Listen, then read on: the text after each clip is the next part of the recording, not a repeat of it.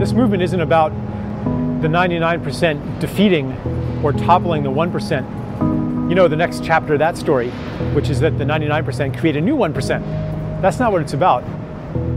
What we want to create is the more beautiful world our hearts tell us is possible, a sacred world, a world that works for everybody, a world that is healing, a world of peace.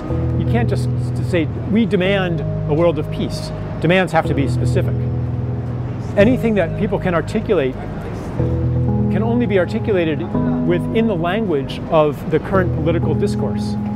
And that entire political discourse is already too small. And that's why making explicit demands kind of reduces the movement and takes the heart out of it. And so it's a real paradox. And so I think that the movement actually understands that. The system isn't working for the 1% either. You know, if you were a CEO, you would be making the same choices they do. The institutions have their own logic.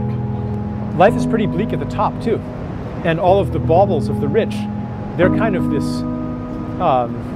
phony compensation for the loss of what's really important. The loss of community, the loss of connection, the loss of intimacy, the loss of meaning. Everybody wants to live a life of meaning. And today, we live in a money economy where we don't really depend on the gifts of anybody, but we buy everything. Therefore, we don't really need anybody, because whoever grew my food or made my clothes or built my house, well, if they died or if I alienate them, if they don't like me, that's okay. I can just pay somebody else to do it. And it's really hard to create community if the underlying knowledge is we don't need each other. So people kind of get together and they act nice, or maybe they consume together. But joint consumption doesn't create intimacy. Only joint creativity and gifts create intimacy and connection. You have such gifts that are important. Just like every species has an important gift to give to an ecosystem, and the extinction of any species hurts everybody. The same is true of each person. That you have a necessary and important gift to give. And that for a long time our minds have told us that maybe we're imagining things, that it's crazy to live according to what you want to give. But I think now, as more and more people wake up to the truth that we're here to give, and wake up to that desire, and wake up to the fact that the other way isn't working anyway, the more reinforcement we have from people around us that this isn't crazy, this makes sense, this is how to live.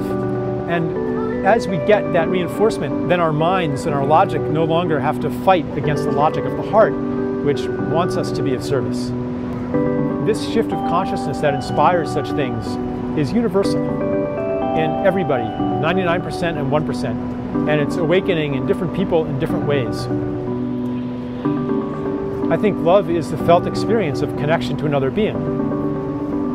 An economist says that essentially more for you is less for me, but the lover knows that more for you is more for me too. If you love somebody, then their happiness is your happiness. Their pain is your pain. Your sense of self expands to include other beings. That's love. Love is the expansion of the self to include the other. And that's a different kind of revolution. There's no one to fight. There's no evil to fight. There's no other in this revolution. Everybody has a unique calling. And it's really time to listen to that. That's what the future is going to be. It's time to get ready for it and to help contribute to it and make it happen.